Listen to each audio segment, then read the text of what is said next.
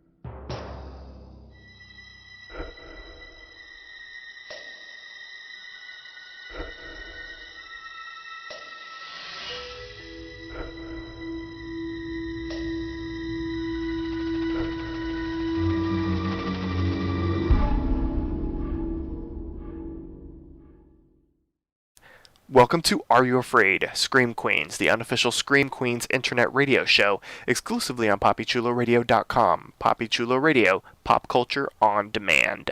Today is Wednesday, November 30th, 2016, and I'm your host, Jeffrey Aruz. During tonight's broadcast, we're going to recap, review, and dissect the latest episode of Fox's Scream Queens. Please welcome my co-hosts, Wilson Hammond Jr. Howdy, howdy. How you doing tonight? And Prince Rico Suave. What up, what up? Let's get into it. Let's jump into our recap of Season 2, Episode 7, titled The Hand, and aired November 29th, 2016. Here's the official synopsis of the episode. In an effort to secure positive press for the hospital, Dean Munch pitches a risky surgery to Dr. Holt, whose hand begins expressing more of a wild and dangerous personality than ever before. Meanwhile, Chanel No. 3 forces Cassidy to undergo a psych test to find the root of his condition, with surprising results. And Nurse Hoffel sets a devious plan in motion. So I want to get everyone's initial reaction to the episode, and let's start off with Prince. My initial... It was just funny. I guess overall it was like a funny episode. Like I can't really say I hated it. I can't really say I loved it. So I'm gonna say my infamous line. It was a filler episode. Well, there you go. Wilson, what about you? It wasn't a bad episode at all. I think it has some kind of funny points to it that actually, things that I guess we'll touch on later. I know you'll bring it up in your concise detail like you do, sir. So, but I actually kind of like this episode for some reason. It wasn't like a high point episode or anything like that, but it just kind of set the stage for some other things. And I think it's going to be kind of, I guess more, let's say, fun to see how some of the things play out that we started to see come together in this episode. Okay. I enjoyed the episode. I thought it was a fun episode as well. I thought that we got some interesting plot advancement as far as the Green Meanie and people finding out about certain things about the Green Meanie. And I thought the twist at the end with Holt was interesting, and we'll talk about that as we get on with the recap. So before we get into a thorough recap of the latest episode of Scream Queens, here's our announcer with a few reminders on how you can interact with us. Follow Papi Chulo Radio on social media. We are on Facebook, Instagram, Twitter, at Papi Chulo Radio. Do you have any questions, suggestions, comments, or concerns? Email us via contact@papichuloradio.com. Are you interested in joining the Papi Chulo Radio team as an on-air personality? Email talent@papichuloradio.com. Binge listen to your favorite Papi Chulo Radio programs by visiting papichuloradio.com/archives. You can also download tonight's broadcast and the rest of the series through iTunes. Just search for Are You Afraid? Scream Queens, and subscribe. Thanks, announcer. So let's get into it. Let's start off with one of the shorter storylines of the episode. There were 2 cases of the week, and let's do the sort of like the tangential case of the week. So a man is admitted to the hospital with these this weird skin condition, and they aren't sure what it is in the beginning. His girlfriend is very adamant, that they figure out what's going on, and what it could be, and all this kind of stuff, and so Cascade and Number 3, or Doctor Number 3, for those out there that are want to talk all fancy and stuff, they are assigned to the case, and in the beginning, they weren't sure what was going on. They thought, maybe he's being poisoned by someone else, and that it was like incredibly contagious. But when his girlfriend would not leave his side, they try to run some other tests, and it turns out at the end of the day that the man was poisoning himself because of his girlfriend. He was hoping that she would leave his side, once he became sort of like this grotesque person with a skin condition and whatnot. And so he's been poisoning himself, basically. In the beginning, they thought that she was the one poisoning him, because she works for a chemical company, but it turns out he was poisoning himself. And so what did we think of this storyline? Yeah, so I thought that's the part, like what I said, I thought was funny. That shit had me dying. I was like, word, son, like, you hate her. Why don't you just break up with her? What are you doing? Like, what are you doing? Like, dude, you look like the Thing, like from the bad version of every movie. Every version is a bad version of the Fantastic Four, by the way. From the very worst version of the Fantastic Four, that's what he looks like. And you're doing it to yourself? Are you crazy? Prince, can you top that? No, I can't. I'm sorry. Okay. Like, I couldn't. Because I'm like, realistically, I'm like, it just was funny. Like, it was comical, but like, probably could did without it. Man, you ain't digging this episode at all, huh, Prince? No, like, I really wasn't, like, really, like, I kind of really felt like they just threw an episode together for the sake of it. There was, like, highlights of it, but, like, yeah, it was really... Well, there you go. Well, I thought the storyline was interesting. I liked that there were sort of, in my opinion, 2 twists. First up, the dude was poisoning himself. So that was the twist that was unexpected. And the second twist was he didn't die by any of the green meanies, which I was like, props to a patient for surviving. Because I'm trying to think, have any of the patients survived that we've seen and focused on? I feel like no. No. Wait, Vampire Boy. No, I don't. Vampire Boy lived. Okay, yeah. All right. Ooh. So I guess 2 weeks in a row we have a patient survive. I think that's awesome, I guess.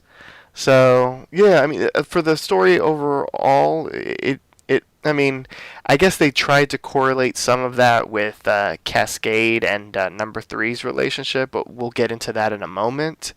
But besides that, it was there. And, we need to see patients because this is a hospital-oriented season.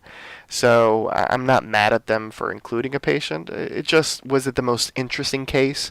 Maybe not. But at least it gave Cascade and Number 3 something to do, I guess. So, since we're talking about them, let's get into Cascade and Number 3. So, we start off with Cascade doing his best, like, the next Karate Kid impression, I guess, is what we'll call what he was doing, maybe. Out by the swamp in the daytime. That was corny, the little montage. I was like, really? Karate Kid? Like, what does this have to do with anything? Like, Yes. I don't feel like It's it moved the story along too much. I mean, it had its point, like we'll get to that, where it moved the story along a bit, but most of it was not. I agree. Most of it was just story. It was just like filler. So I agreed. And maybe I well, was no, high. Maybe that's why. Maybe oh made it a little. gosh. or maybe I wasn't high enough. I don't know. But I'm like the My whole bad. like Taylor Lautner always trying to do like a karate montage in anything he does. I'm like, dude, okay, we get it. You know how to do martial arts. Like, take several seats, please. I don't know the Taylor Lautner film collection, but I'll take your word for it, Prince. So we do have some interesting plot movement with the Cascade number 3 storyline. So basically, number 3 tells Cassidy that she needs to figure out what's going on with him because she can't be in a relationship with someone who's dead, and she feels like he isn't dead. And after doing all this research, basically she's like, I feel like you need to go and do a psych test because a psych test will let me know what exactly is going on. Because I feel like you have this disease, but you have to fit the particular psych profile because there are people out there that feel that they have a tumor and then all of a sudden they psychosomatically create a tumor, or they feel that they have this disease and then they end up getting that disease because they really believe that they have this disease. And so she feels like he's just really believing that he's a zombie, so that's why he's exhibiting these dead like symptoms. And so she ends up creating this psych test for him, and she even says that this is the most work that she's ever done in her entire life. And so it's like a mix of like these real legitimate psych tests plus like a Cosmo quiz because I guess why not? And after taking the test and it was like a mixture of like questions and images and whatnot. My favorite was the slideshow of Dead or Alive, and then I believe if I'm not mistaken, like one of the actual images was of the actual group Dead or Alive, and he was like, I don't know who these people are, which I thought was kind of funny because that was the name of the quiz, Dead or Alive.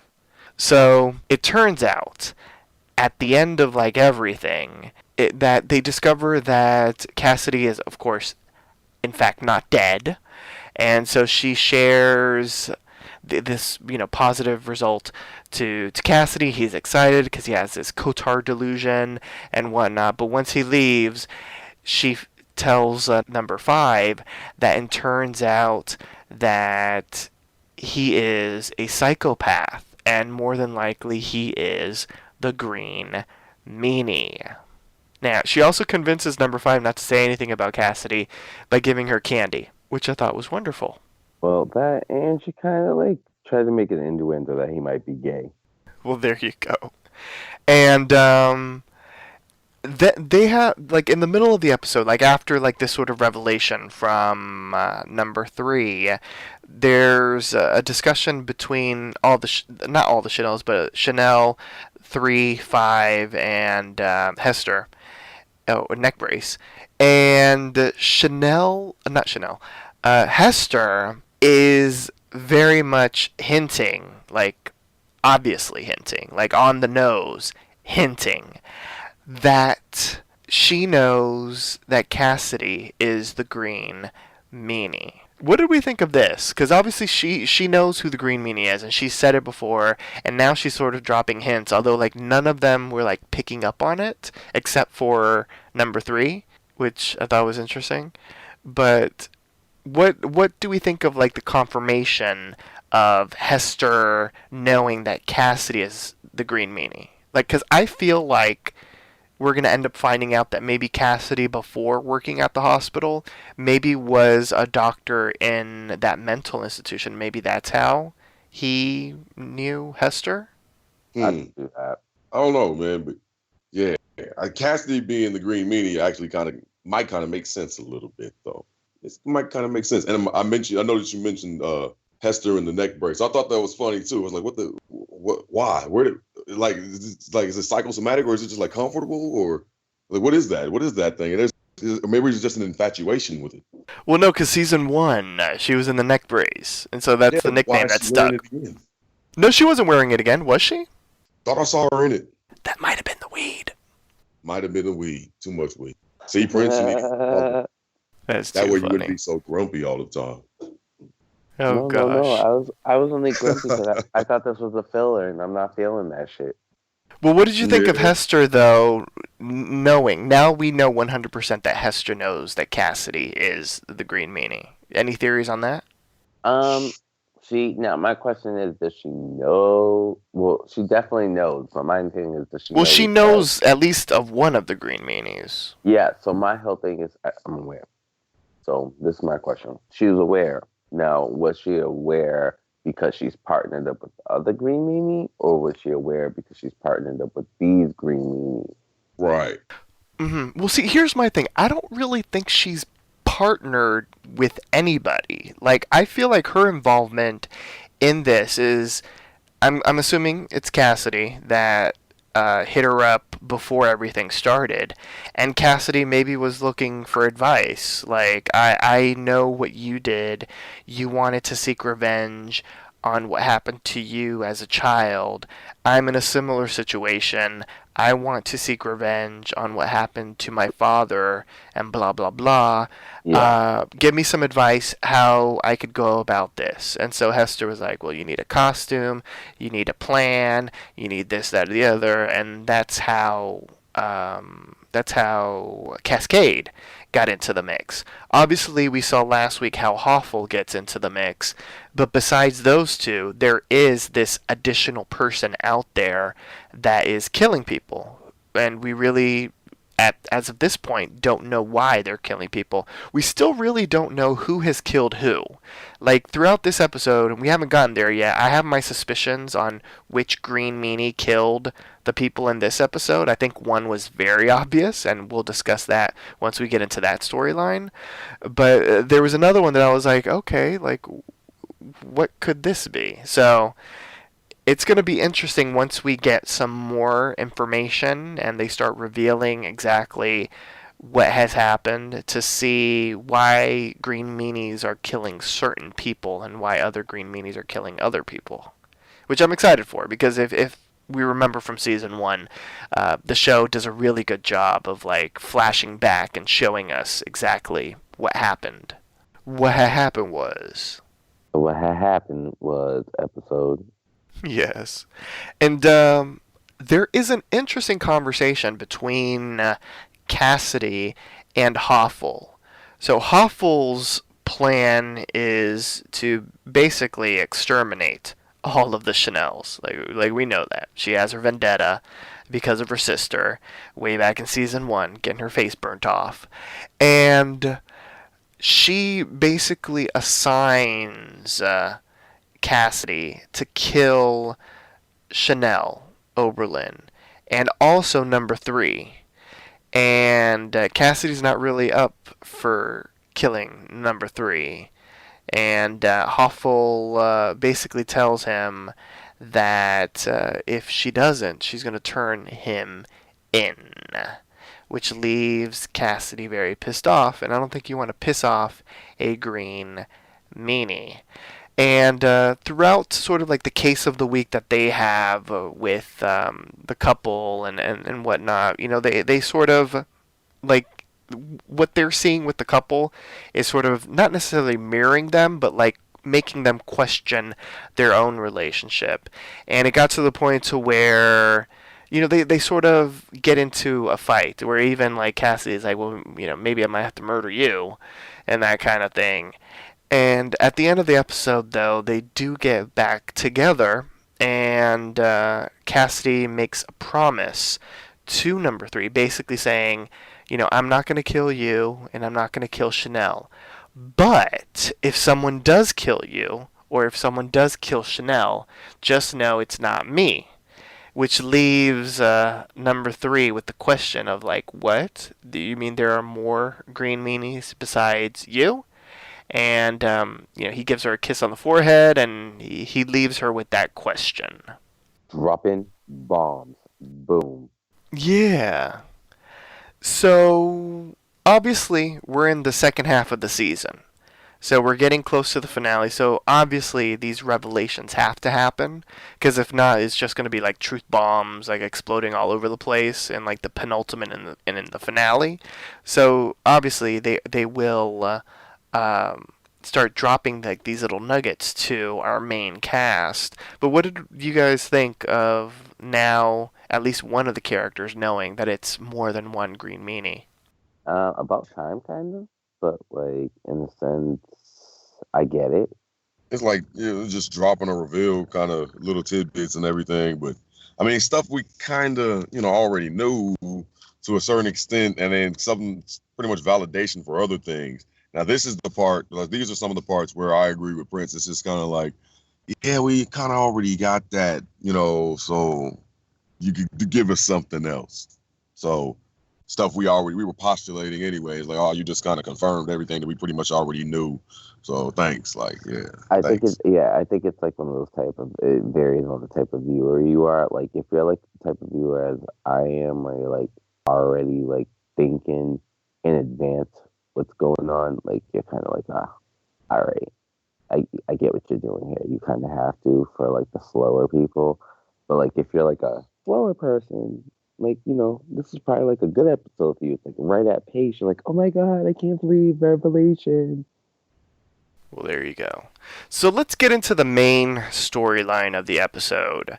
We start off with Holt and Chanel having a date, and he invited her over for dinner, like an extra salty dinner, and his hand is going crazy. Like, we saw the hand starting to go nuts from the start of the episode as he was trying to make the dinner and all this kind of stuff. And it seems like he hasn't been sleeping well, and whenever he doesn't sleep well, like the hand tries to take over, and like the hand is in particular like trying to not sleep as much so that the hand can play, basically. And on top of like all of that, so like Chanel ends up leaving because of the hand. The hand tries to kill her, and she's like, I'm already trying to be killed, at work. Like, the last thing I need is like, someone trying to kill me on a date. One thing that I thought was kind of interesting, and I was like, and this has to be because, no offense, John Stamos, but because he's of an older generation, he's in his monologue, he was like, I invited Chanel over for a little, he pronounced it Suki Suki, and it's Suki Suki. Oh, I didn't even know this. I did. Admittedly, I was like, Suki Suki. I was like, what is he talking about? That girl from True Blood? It's Suki Suki. Wow. That was goofy. It was just bad. Good catch. That's a good catch. I'm about to rewind that. Yeah, because I was like, oh, like John Stamos is showing his age. Either that or he's showing his non-urbanness. Because I'm like, who says it's Suki Suki? Hello, Suki Suki. Suki Suki. Like, yeah. Oh, man. Well, there is that. Yeah. And while like all of this is going on with his hand, he gets assigned a massive major surgery. We meet a patient who has additional appendages.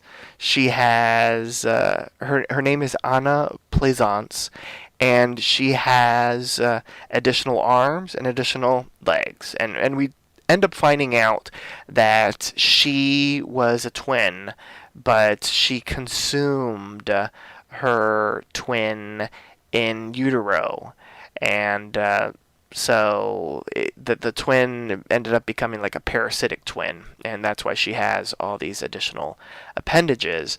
And initially, like the surgery was too complicated, and Holt was very much against doing the surgery because he hasn't been sleeping well, and the hand and all this kind of stuff. But Munch had already called a major scientific medical magazine so that they can get incredible press for this like major historic surgery. And so it got to the point to where Holt was so stressed out about the surgery, because even, like, the hand has a voice of its own, which I thought was amazing. And for those who didn't recognize the voice, it's Yeah, that was it's famed comedian Don Rickles, which I thought was fantastic. And I mean, it got to the point to where he went to Munch and was like, "You can't."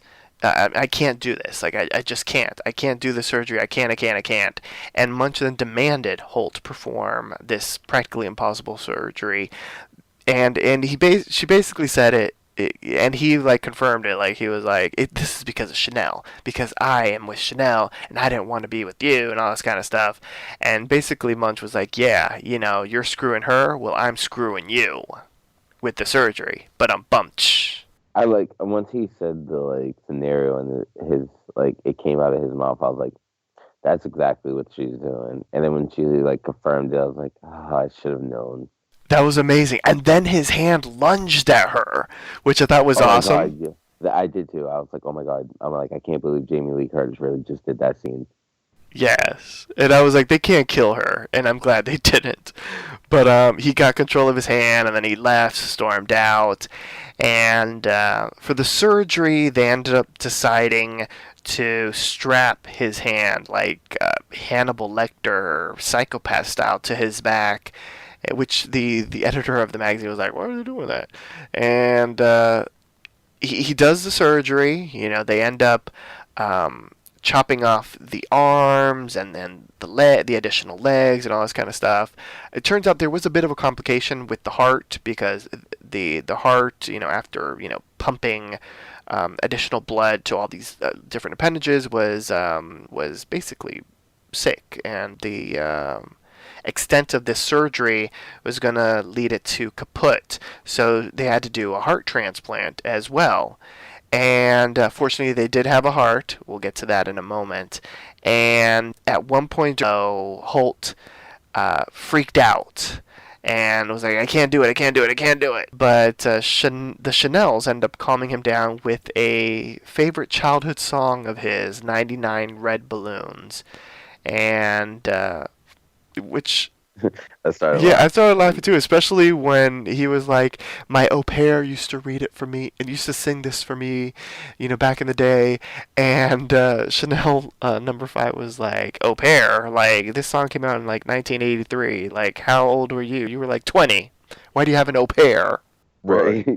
Like, they're really like trying to figure out, because like even when Chanel was on the date with him, she was like, yeah, so what time period? No, she did it like 3 times in a row. She was like, so what kind of food is this, and how old are you, and it was very funny. So how old are you? You know, I'm just trying to get to know you, and I'm just like, yo, they're hilarious. Yeah, I thought the surgery was like really cool. Like, as they kept on like chopping off the body parts and like showing like the cross section of the body, I thought that was like really neat. Yeah. I guess they had to have something, because I hadn't seen too many deaths so far. Exactly. So the surgery was a success, but we'll get to that in a moment, because let's talk about that heart that they found. So when Holt was telling Munch that he could not do the surgery, one of the reasons was because of Anna Pleasant's heart and how it would not survive through surgery and all this kind of stuff. And so later on, we see the green meanie appear and kills, well, no, not kills, but ends up maiming Chanel number 10, the one that has the extra intestines. And she's placed into a coma, and basically she's brain dead. And Hoffel is even like, you know, even a medical board in Florida would pull the plug. And I guess she's a donor, and so they end up being able to use her heart for the transplant, which leads me to believe, especially since Hoffel was very excited to torment Holt into murdering with his hand, because she had overheard him talking about he needs rest, if not the hand, and this, that, or the other, and so she wants to use Holt's hand to murder Chanel. So she ended up doing this whole thing where she hacked his computer and all these erectile dysfunction pop-ups and all this kind of stuff. And turns out his password is, I went to Harvard. And in all caps, just an FYI for those out there that want to hack Holt. So she ends up learning all this, and she wants him to perform the surgery so that he's extra stressed. And so I feel like that was Green Meanie Hoffel that killed Chanel number 10. Do we agree? Yeah, I'd have to agree with that. Okay, that's what I think too. Now, at one point, Holt gets attacked in the in like a surgery room as he's like talking to his hand. He talks to the hand, and he gets attacked by a green meanie. Who do we think that green meanie was? Because the hand ends up taking control and like does all this like crouching tiger, hidden dragon type stuff, and like literally like the hand does what Munch did many episodes ago. Like the hand got the one up on the green meanie. Who do we think this green meanie was? Because I don't feel like it was Cassidy, because he seems to have like a really good relationship with Holt. And well, not even that. He had the martial arts skill, so I think it would have been more of a fight. Well, there you go. And I don't think it was Hoffel, because Hoffel was trying to provoke Holt to kill Chanel. So that must be the third green meanie. That's what I thought. I made the assumption that it was possibly the third green meanie. Still not. Maybe. But then again, it could be Hoffel. You never know. She could have just been, testing the waters. Okay. That could be it too. By me saying that it could be a third green meanie, it completely ruins my whole theory on Holt being a green meanie. But it's interesting nonetheless. Now it's, I don't know. I think it's fun, like trying to figure out who it is. I definitely thought he was clear of a green meanie. After this episode, like he kind of just, I gave him confirmation. I was like, okay, you get a stamp. Okay. You're good to go. I like it. And at the end of the episode, a couple of different things end up happening with Holt. I guess the most important thing, like the biggest thing, is that Cascade has been studying Holt's hand surgery, and he feels like he can do the surgery on him. And he ended up saving the parasitic twin's hand, and it turns out that the parasitic twin was male, and so he feels that this hand can be a match for Holt, and so he would like to basically do a surgery on Holt so that the serial killer hand is no longer a part of Holt. And so we see that the surgery appears to be a success. Holt now has a new hand, the parasitic twin's hand, but in the middle of the night, the hand takes a life of its own and ends up scribbling on a pad of paper on the nightstand next to Holt, "Kill Chanel." So what do we think has happened? I don't know, but there's a lot of surgeries going on that nobody's paying for. Oh my gosh. There's a lot of I surgeries was going on. curious, like, what is like I think the hand is going to continue to do its own thing now. But I don't know like which. the But Addams it's a Family. different hand, though. Huh? But it's a different hand. No, like the Addams Family type thing. Like the hands could get up and start. But Yeah, they're crawling around. Yeah, or so, I don't know. I don't know, but maybe not even the hand. Maybe it's more so like it started to become like a mind thing. Like Right. that. Yeah, like I think that's where you're trying to get at with it, Wilson. Uh-huh. Like, See, well, it's- here's something interesting. Yeah. Let me put this out there, because in reading sort of like about the episode, I had read in a review that medically, and obviously this is Scream Queens, but they've done a really good job at like being kind of medically accurate about stuff. Apparently, a woman having a male conjoined twin is medically impossible because of the parts. You know what I'm saying? Like the genitalia. Like usually conjoined twins are the same sex. So it's usually two females conjoined twins or two males as conjoined twins. So what if Cassidy gave him the hand, not necessarily of this conjoined twin, but of someone else? Wow, that's super devious. That's underhanded. Wow. That's interesting. Yeah, I didn't even think about it that way. Because I was gonna say I naturally did think the conjoined twin was a male because just the arms look like manly arms. But yeah, but why? But why switch the arms? But why? With what arms? What other arm? That's Another true serial too. killer? Yeah, another serial killer. It's interesting. I don't know if that was a goof from the writers because they just wanted, they needed a hand and that kind of thing, or if Cassidy is lying. But that's an interesting thing to ponder. And I guess the other major thing is at the end of the episode, we see the editor of the magazine. His name is Slade, and he was the one that was observing the surgery to write about it.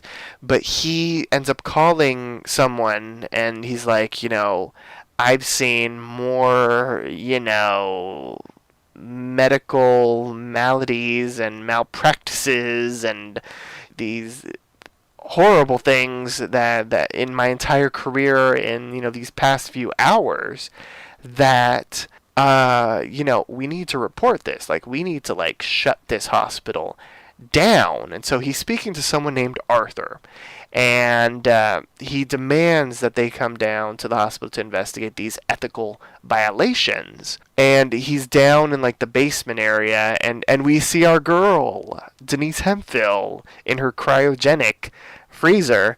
And before he can say anything else, or as I should say, in the middle of the call, or not in the middle of the call, in the middle of the voicemail, it seems that he's leaving, the Green Meanie attacks Slade and kills him. Now, if the Green Meanie was smart, he would have pressed I forget what it is, press 3 to delete the message, but it looked like the Green Meanie just hung up, which I know, I'm you'd think you'd be a little bit smarter than that, than bring in more people in to investigate when you're trying to kill people. But anyway, what do we think is going to happen? Do we think someone's going to come down to investigate? Which Green Meanie do you think killed Slade, the editor? Yeah, so Slade, I don't know, man. Like I said, more stuff that really didn't matter. there you go, Wilson. But it was an additional kill. That was the only thing that mattered in that situation. Oh gosh. I just think, in the end of the day, it did its purpose, I guess, and it gave us another killing, I guess. Okay. So, let's discuss the MVP for the episode, the most valuable player, the character that impressed you the most, and why. Who's your MVP? Wilson. I'm gonna say Holt. Okay. Prince, what about you? I'm going with my favorite, Chanel, number 3, because she figured it out. You go, girl. You go. Yes, bitch. Yes. Fuck it up. I like it. And I'm going to give my MVP to Cassidy Cascade. I really like what Taylor Lautner did in the episode. I like that he had some really interesting moments with number 3. And it seems as if he really does care for her. And they make such a weird couple, but they kind of make sense. And so they're kind of cutesy together in some weird, Wednesday Addams, making love to a serial killer type of way, which I'm kind of here for, and I like. And so I like that she found out the truth about him, and that she was kind of okay with it, and he was okay with her knowing. And then, of course, he ended up revealing to her something that we know, that there are multiple killers, which advances the plot a bit. So let's talk about those killers. So who is the Green Meanie? So we have confirmation that there are 3. We know that Dr. Cassidy Cascade is one of them. We know that Nurse Hoffel just joined the foray. But they also confirmed that there is someone else out there killing people. So who is this third individual? Who is the third Green Meanie? And let's start off with Prince. I don't know, because that whole, like, Dean Munch doing, I don't know, Dean Munch was just, this episode made me all like, She was doing the most? She was doing the most, because I'm like, oh, you just conveniently, I know she put on that suit, and it's like, where did you get that suit? Like, no one just has a Green Meanie suit just lying around. I'm just going to put that out there. And she needed that heart to even try to do the transplant. And conveniently, some Chanel got killed, but not fully killed. I don't know. It's suspect, man. It's suspect. Okay. So your vote, your nominee Munch. is Dean Munch for this week. Yeah, which is really crazy, because I'm like, I just don't understand how it's possible, but I'll figure it out. Okay. I'm like, but she's getting sloppy if it is her. Okay. Wilson, what about you?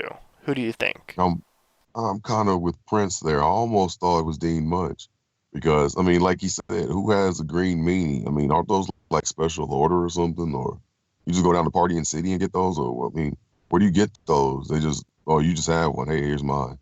Oh, I see you have one. I mean, maybe she's doing that, killing off people who don't have like rights or whatever, parents or anything like that, and the insurance money is going to the hospital so she can afford her cure. Who knows? But I really can't figure out who else it might really be. I mean, maybe Zayday has finally got into action. You know what I'm saying?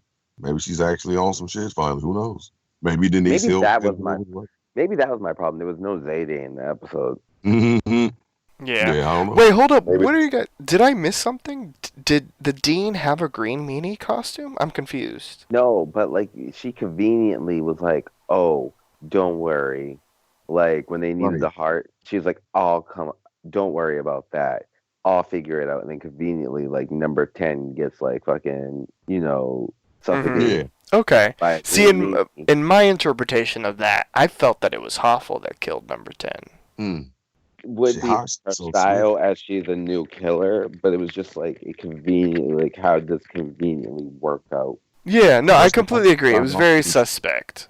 My fingers pointed to her. I'm like, yo, bitch, where'd you get that Green Meanie suit? Cause like if it's just handing them out, let me know. I'll grab one. Yeah. Oh gosh, who do I think it could be? Because I feel like Holt was sort of written off as a potential suspect this episode, but I really don't have any other suspects. Unless they do something crazy. And they bring back, like, I don't know. Like if they bring back Wes and Grace, and they're the Green Meanies or something. Like, it just, I can't think of who it could be. It's me. I did it. Yes, I know. And you, is you. Yes. You're one of them. Hell yes. The only problem is they don't give me enough screen time, so I haven't been able to kill anybody. Only one or Yes. two people. I mean, maybe 3 or 4, but not enough. Dang. Yeah. You know what? Because I can't think of anybody else, I'm going to stick with Holt. Because Maybe. there's no one else in the cast that I feel like can be suspect. And even though he was attacked by a Green Meanie, it seems as if only 2 of these Green Meanies know of each other. So if he were the third Green Meanie, and let's say that was Hoffel in the costume, then she wouldn't know that he's a Green Meanie. Maybe. I don't know.